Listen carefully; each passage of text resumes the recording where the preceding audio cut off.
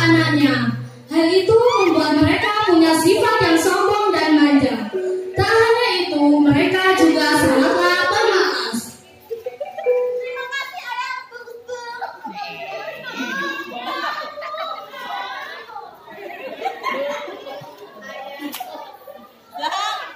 Pada suatu hari, sang ayah pergi untuk berdagang.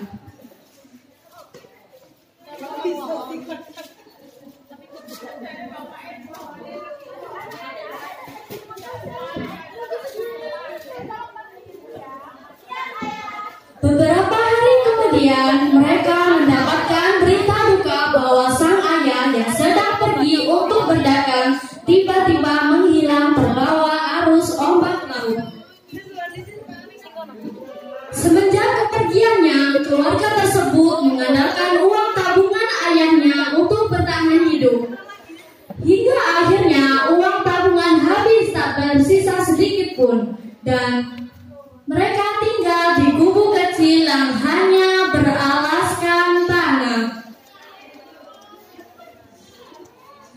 Setelah pindah ke gubuk kecil, sikap kedua anak itu semakin menyebalkan. Si bungsu kerap membentak ibunya hanya karena menu makanannya tak lezat. Begitu pula dengan si sulung. Ia kerap memarahi ibunya karena rumah terlalu kumuh. Pada akhirnya, mereka memperlakukan sang ibu seperti seorang pelayan.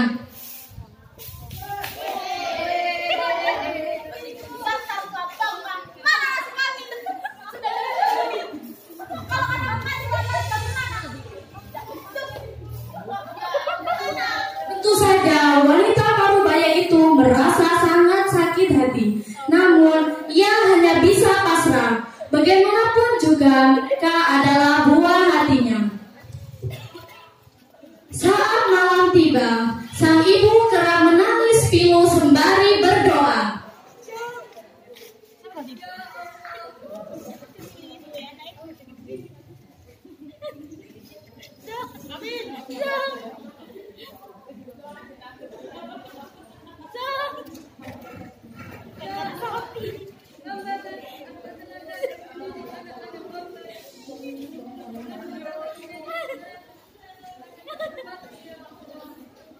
Keesokan harinya, ibu pergi ke hutan untuk mencari kayu bakar. Ia lalu menjualnya ke pasar. Hasilnya memang tak seberapa, tapi tak ada hal lain yang ia bisa lakukan untuk mendapatkan pundi-pundi rupiah.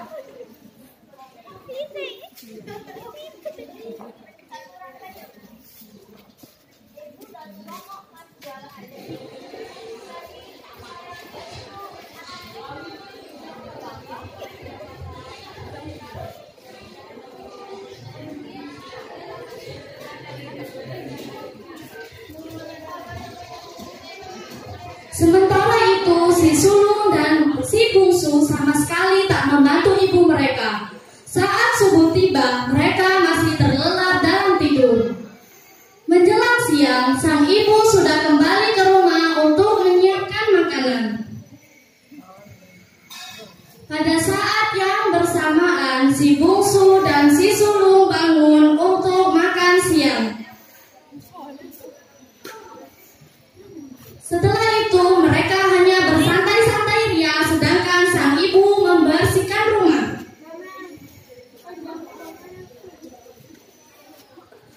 Pada suatu hari, cuaca sangatlah mendung. Usai mencari kayu bakar dan menjualnya, wanita tua itu langsung pergi ke sungai untuk mencuci baju. Ia tak sempat menyiapkan makan siang karena khawatir hujan akan segera turun. Ia berharap anak-anaknya bisa menyiapkan sendiri makan siang, minimal untuk diri mereka sendiri. Namun, harapan tak sesuai kenyataan. Saat bangun tidur, si bungsu mengamuk saat mendapati meja tak ada makanan. Ia lalu mengadu kepada kakaknya. Ini belum ada makanan.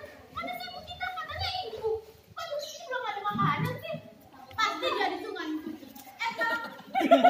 Dalam keadaan marah, si sulung dan si bungsu datang menemui ibunya ke sungai.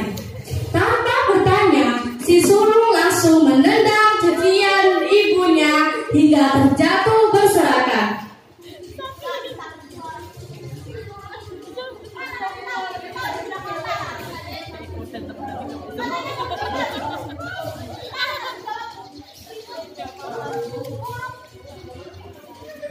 Mendengar anak-anak kandungnya berkata seperti itu, wanita tua ini tak bisa menangis sambil memegang tubuhnya yang kesakitan. Lalu ia berlari ke arah hutan yang di sana terdapat batu besar. Lalu ia pun berdoa di depan batu tersebut. Ya Allah, kedua anakku tidak menginginkan lagi.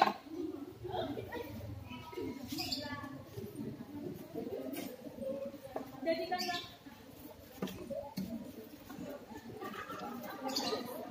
bahwa berkira-kira wahai Mbak, tentukanlah biarkan aku masuk ke dalam, jadikan aku tanaman yang hebat.